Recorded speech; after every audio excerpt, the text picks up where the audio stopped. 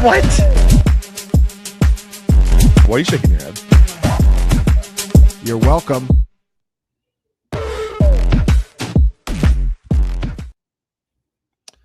Good evening, everyone. Welcome to the final points here at Fantasy Points, or the early points or starting points.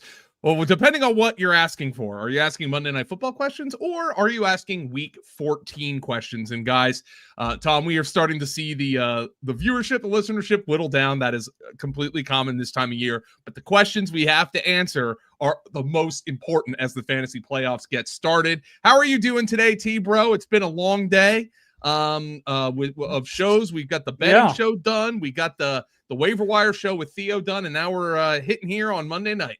Yeah, Mondays are always a grind. Trying to get back into the swing of things too. You threw a little family time in. I went and traveled home over the weekend, so just trying to get back into like my normal gym routine and everything like that. So put on a few pounds over the weekend. Need to hit the gym hard here over the next couple of days to shed some of that off. But no, it was a great weekend here. Great game, a lot of good games. That game last night was really fun. Between two teams that I did not expect to have a really good game. And the Thanksgiving and the Black Friday games were pretty fun. So my Steelers, they weren't so much fun to watch on the 4:30 window yesterday, but some good football overall. And Joe, we just did the ATS against the spread. We were kind of looking at the games from a betting perspective.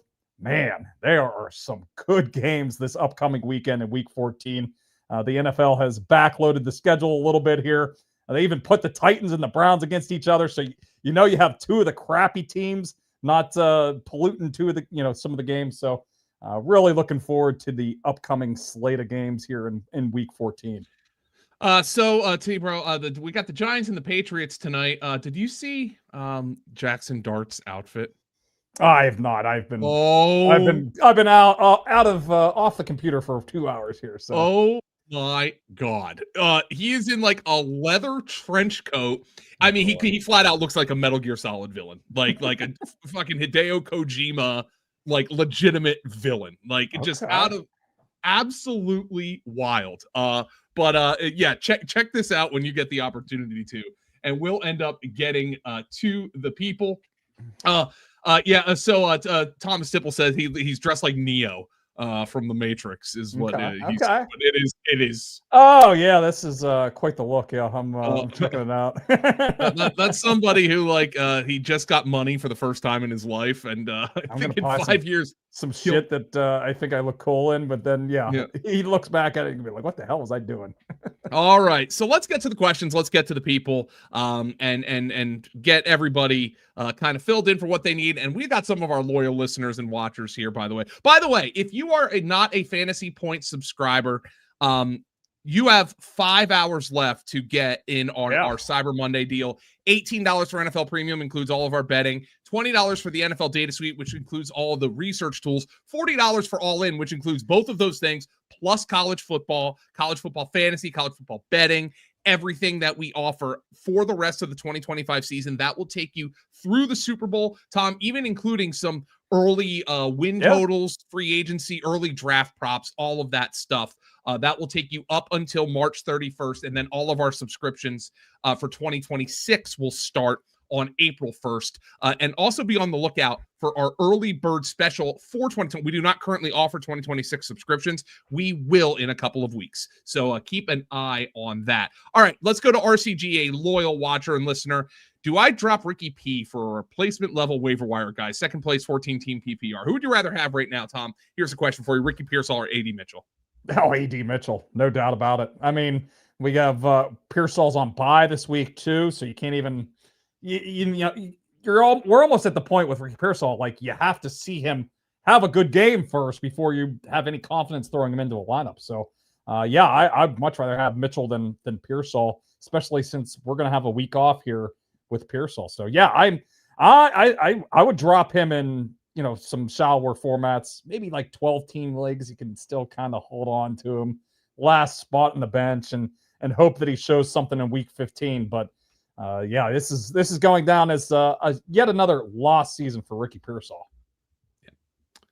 All right, thank you, RCG. Yeah, so I would say 80 Mitchell absolutely is the pickup there. Okay, Milio, rest of season plus backup quarterback. Herbert, Love, Brissett, Trevor Lawrence, or Young. Jaden Daniels is on the wire. Should I pick him up? Apparently, Daniels has not yet been cleared for contact. Yeah. But like, if this is a backup quarterback, Yeah, that's what I'm thinking. pick Maybe up. a guy to pick him up, and you have a high upside kind of guy on your bench. I do does kind of feel like they're not giving up on the season, and they kind of want to. He kind of wants to play again. So I think he's probably worth a pickup here, especially if you don't need him for this week.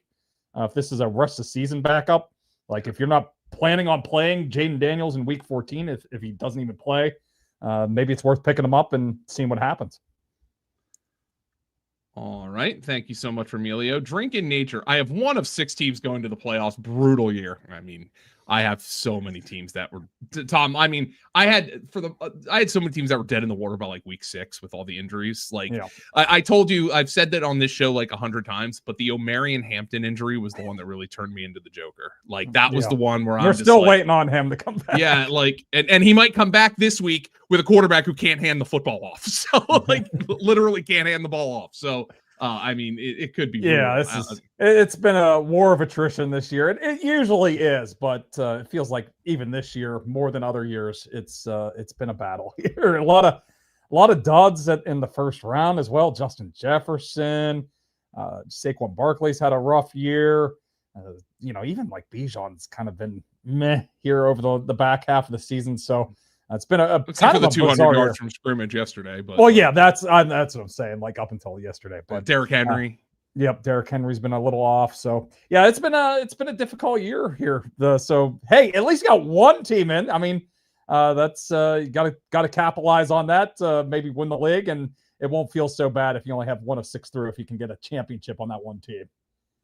All right. Thank you very much to Drinking Nature. Brendan, would you trade Pittman and Parker Washington, who's hurt now, by the way, for Jacoby Myers and Kincaid? Nervous on Daniel Jones, but Jags 2X and Seattle first round. Yeah, do this immediately. I mean, Pittman's kind of dying here. Alec Pierce is the number 1 in Indianapolis now. Parker Washington, well, maybe we'll get an update here over the next 24, 48 hours, but it seems like he could miss some time for this injury. So Kincaid he might be the number 1 receiver in Buffalo, and Jacoby Myers has looked pretty darn good here since going to Jacksonville. So I think he's back engaged, and I think he was just kind of running out his time in Las Vegas. So yeah, I really like this trade. All right, let's go to our next question with Drinking Nature. Jaleel McLaughlin work a pickup. My running back starters are wafer thin. Not really. I mean, if Harvey gets hurt, maybe he's usable. But even then, I'm sure Peyton will bring somebody in, and he'll probably give that person carries right away. The butt hose, yeah, like Mike Bell sitting out there somewhere. I would rather pick up one of these like guys who would be like a slam dunk handcuff. We talked about it on the waiver show today. That'll be up on the YouTube tomorrow morning. But look, I would rather roster like Malik Davis, in the event. Talked about Samaje Perine, Joe. I think he's like a sneaky, awesome handcuff. Like he's boring. He's not gonna wow you, but he's gonna catch 4 to 6 balls if Chase Brown missed time. Gonna get goal line opportunities. Probably get 80% of the work. Like that's offense. All of a sudden, they're competing for the division title. By the way, they are. They're competing here. So that's one. Like, yeah, I'd rather have one of these other. We have a complete list in our waiver wire of all the top handcuffs. I kind of have them ranked how I would kind of prioritize them. So yeah, I have Malik Davis 0% owned. Yeah, I like that pickup a lot more too. Yeah, I like that a lot more. Yeah. Okay. Thank you very much. Drink in Nature. He said Malik was one he could grab. So that would be one I prefer. All right. Fred Card. Half PPR. Okay. So here's another Pearsall question. Rank them. Jaden Reed, 80, Mitchell, Devon Vele. I say Mitchell, Reed, Vele. Yeah, I don't know about you two, bro. Yeah. Mitchell would be the top, Reed, and then Vele. And then, yeah, I think, honestly, I'd probably drop him for all 3 of those guys. Yeah, I think I'd rather have all 3 of them right now. Thank you very Thanks, much, Fred. Fred Emilio. He has May going. I have the New England kicker go. Oh, this is one where I'm going to have to pull out the calculator, Tom, like our Monday Night Miracles. Now, I don't know exactly what your kicker scoring is, so I'm just going to go based on what our projection is at fantasy points, and that will be that we have Borregales for 7.5 points, Tom, okay? So Borregales at 7.5 points would then give Melio let's just say a 24-point lead. So a 24-point lead. We have Drake May projected for 20.9. So so let's see here. 3.1 cushion, a little bit of cushion. 20.9. It's about, I'm going to say it's about 15%. Yeah, 15%, 14.8 to be exact. So I am going to give you a 64.8 chance percent of winning. Okay. I like that math. Hopefully they settle for field goals and not touchdowns. That's what I would be rooting for early in the game. Get a couple field goals on the board, no touchdowns. That's the way to do it, Melio. David Ortiz, Big Poppy, I'm up 111, 108 with just New England's defense. Would you pull your defense out especially? No, I don't do that. When you're in first in your league and well, I mean, that would be the one situation where I would do it, but yeah, this is one of those, like, most of my leagues, you don't get huge negative points for like I think in Yahoo, it's like you got to give up more than 35 points to. So even then, like, and then what if you're not going to get a sack, you're not going to get a fumble, it is Jackson Dart. He's going to do some stupid things tonight. So, well, he's already done one. If you saw his house, yeah, exactly. He's going to do more stupid things after that. So now I would keep going. I mean, I usually play aggressively anyway. I wouldn't be afraid of. I don't think I've ever done this, but this is one of those, definitely, like, if it's your own scoring, like if you easily are docked points for your defense, then pull. All right, now Big Poppy. Oh my god.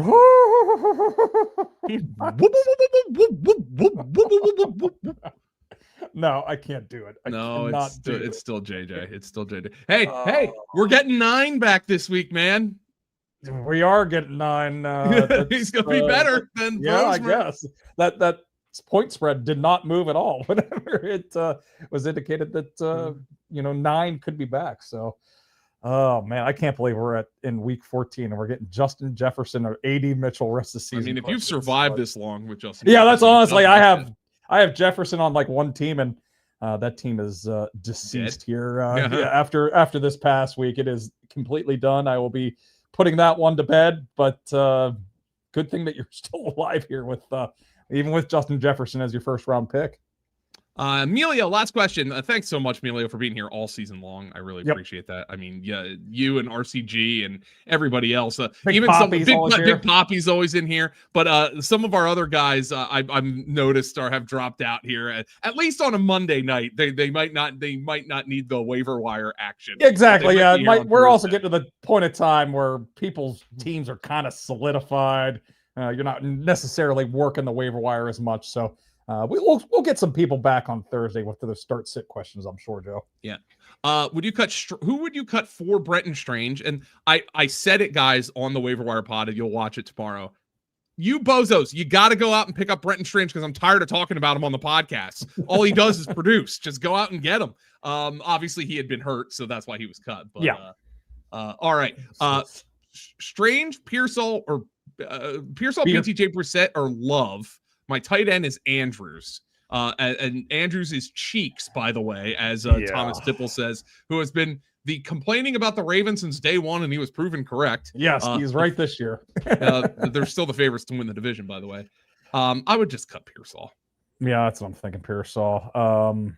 I'd probably stick, because you're probably going to go between Brissett and Love for streaming. BTJ, I would not give up on him just yet, especially if Parker Washington is going to miss some time. So I'll probably with you, Joe, with dropping Pearsall, and you're probably going to be playing Strange a bunch down the stretch.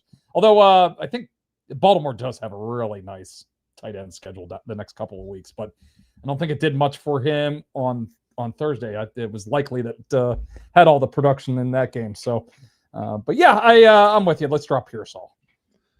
All righty. Yep. The Drinking Nature had Malik Davis is one he could grab. Yep. Okay. So thank you very much to Drinking Nature. Is Kyle the new David Montgomery? Mangina, Mononga? Yes, I think that's an apt comparison right now. Yeah. Like he's kind of their hammer.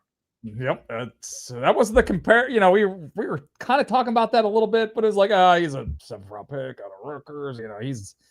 He's playing well, and that combination is really working for them. So we're going to see a little bit of both of them each week.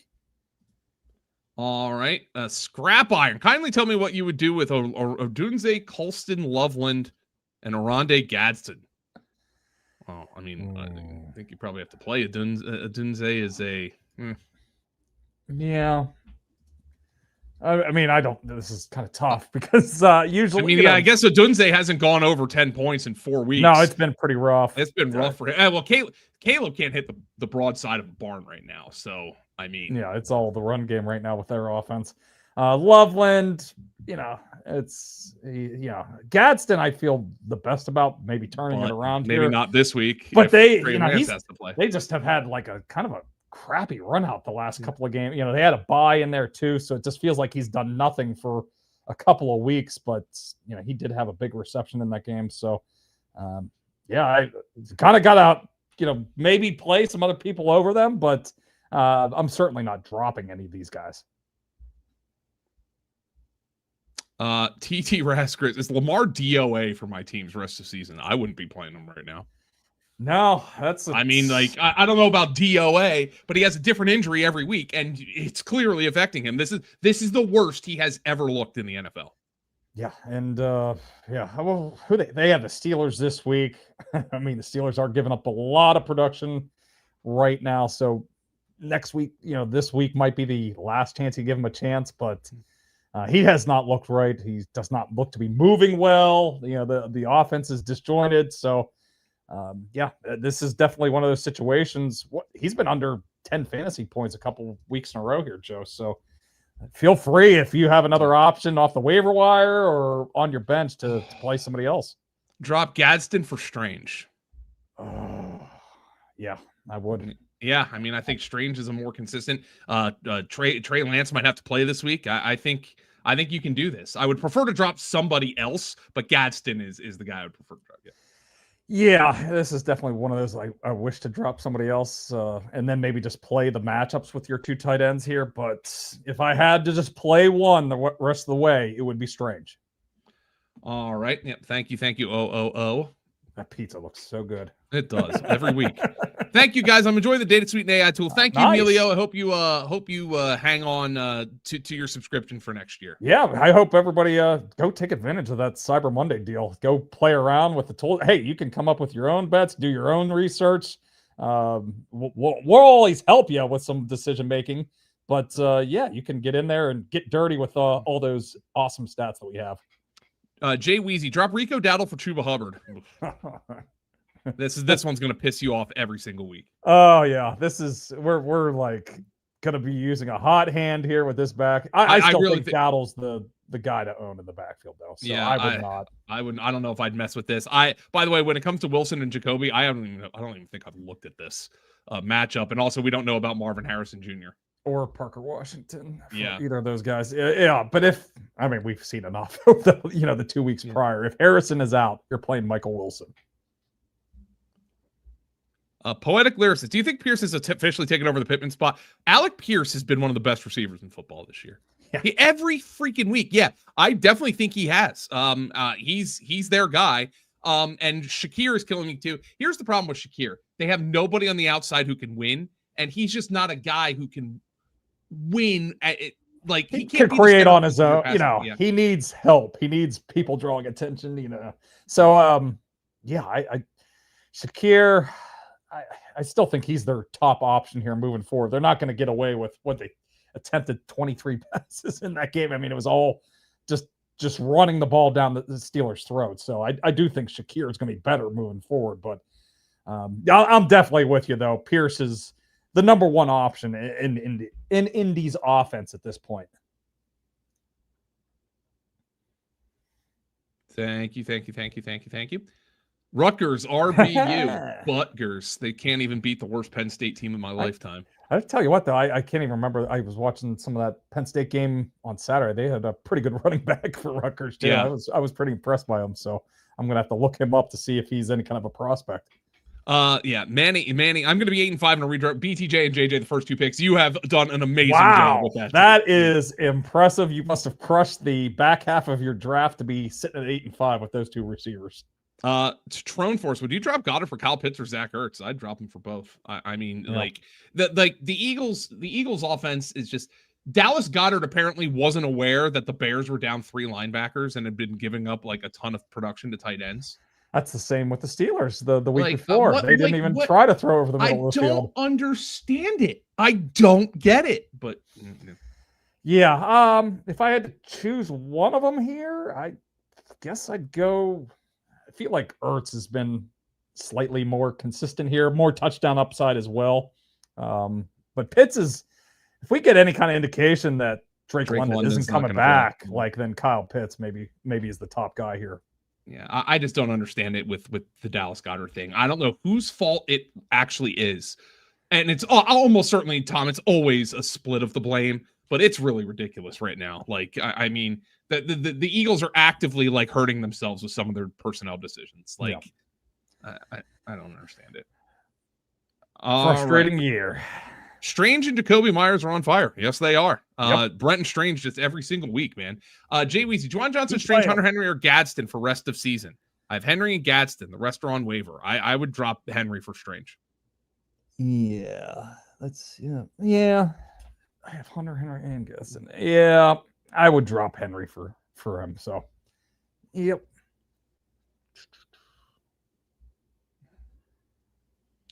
Yeah.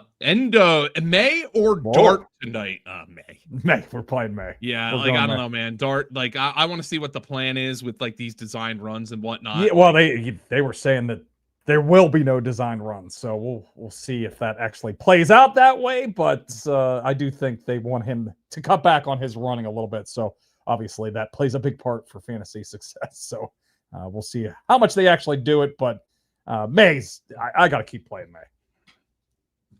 Well, there you go, Manny. Rice, Pickens, and Ibuka, 6th, 8th, and 9th round. I know Ibuka has faded recently, but Rashee Rice is the #1 receiver in fantasy points per game. So, that's how you do it. Fred Card, 12 half PPR. I'm fighting Stan. Would you drop Daniel Jones and Endor Purdy from our waiver wire depth RB handcuff? Current quarterback is Mahomes. Genty, Javante, Travion, Trey Benson, Kenneth Walker. Yeah, I mean, I would. Yeah, I mean, well, are you sitting Mahomes? Like, I know it hasn't been like Mahomes every freaking week. Yeah. So yeah, at least one of those quarterbacks you could drop. Trying to think who has I think Purdy has a pretty good schedule down the stretch. So if you can make it through this week, maybe Daniel Jones is the player to cut. Yeah, the 49ers have Tennessee, Indianapolis, Chicago, and then they got Seattle. All right, Trone Force. I have to drop someone to release McLaurin from my IR spot. Would you drop Corum, Bigsby, or Gainwell? I have Barkley and Jalen Warren.